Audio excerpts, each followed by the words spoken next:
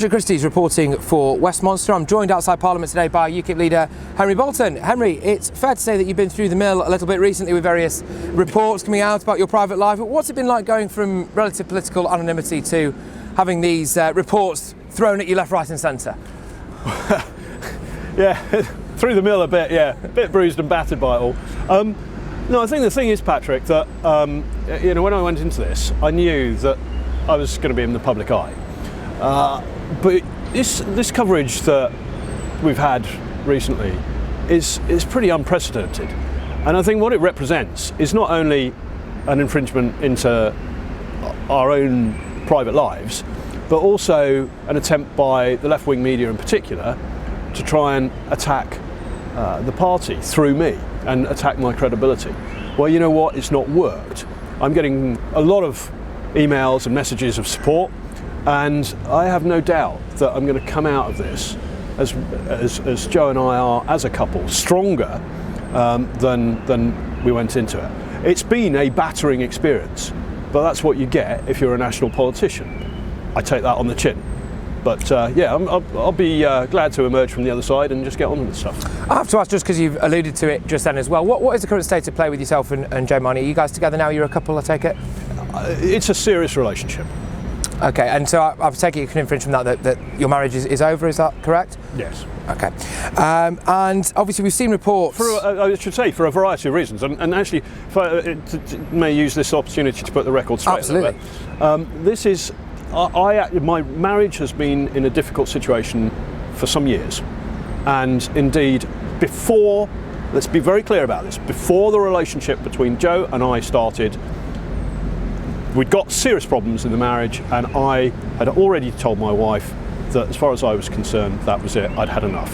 So that had already happened before the relationship between Joe and I started. So that's, I think, important for you to get across, because obviously we've seen some reports that have tried to contradict that in the media recently. Obviously, with all these reports going around, how damaging do you feel, if at all, has it been maybe to your reputation or to the party as a whole? There are two ways of looking at this. One is that a lot of people looked at me and still look at me, incidentally, as being somebody of integrity. I still am. I mean, my whole life has been built around doing the right thing, and indeed that I'm still doing the right thing. I'm following my heart here. I understand that the publicity is perceived by some people as being negative, but you know what? There is an expression: any publicity is good publicity. It has raised the profile of the party, and what we now need to do is turn that around so this becomes an opportunity for us, rather than simply some sort of negative backdrop. And actually, I'm already working on that, as is the team around me.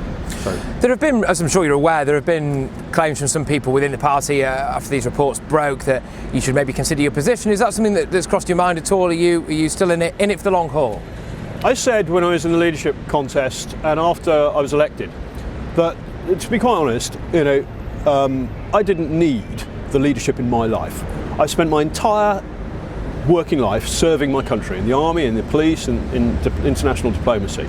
And I came into this because I felt that I was the best candidate for the job. It is an important job, not just for the party, but for the country. We've got to take things forward with Brexit, but through Brexit and beyond. If this country is going to be prosperous, secure, optimistic, hopeful going forward, then UKIP has to have a voice. That means it's got to reorganise, it's got to sort out its finances, its recruitment, its campaigning, its policies. And those are the agendas that I'm working on at the moment. And that's critical stuff. So I'm doing this not because I need it in my life or I've got some huge ego, but because it is so important for us all to get it right. Moving on from those reports that we've just spoken about there, which have maybe overshadowed some of the work you've been doing as party leader, what can people expect from Henry Bolton's UKIP in 2018? Increased mobilisation.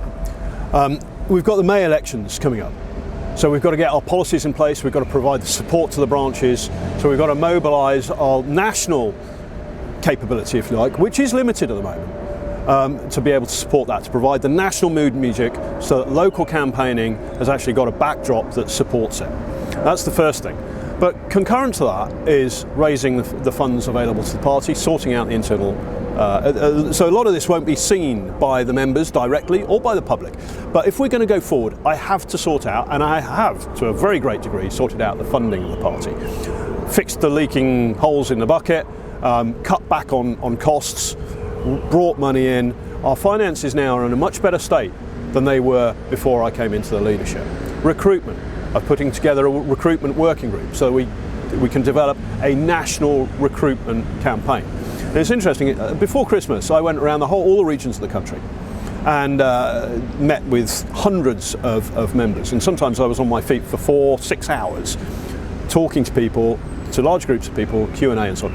In that process I asked people, how many of you joined the party because you proactively approached the party? And I would say somewhere around 98%, in a show of hands, in every meeting said that they proactively approached the party. What I'm saying here is that this party has never really launched a recruitment drive. So getting that going. Policy working groups. Members in the next 2 weeks are going to receive an email from myself asking them to submit CVs, biographies and a letter of justification as to why they may be able to offer subject matter expertise to add to the quality of our party's policies. I will then be working with the spokesman concerned and with my deputies to select 10 or 12 people in each policy working area in order to invite them then to create a forum to support policy in that area. So you see there's a lot of things going on, so you see all that being put in place. The ultimate delivery point, coming a bit later in the year once that's producing, is going to be about policies and getting the whole thing mobilised. And just lastly, really, if projecting our politics. Yeah, just lastly, really, for people that maybe within the party who've been slightly concerned perhaps about the media attention that they've seen recently, have you got a message to them? Would you like to look down the camera and address them maybe directly and just to put your case across as to why you should really be trusted to carry on with the job, I suppose? Yeah, because I'm exactly the same person as you elected as leader.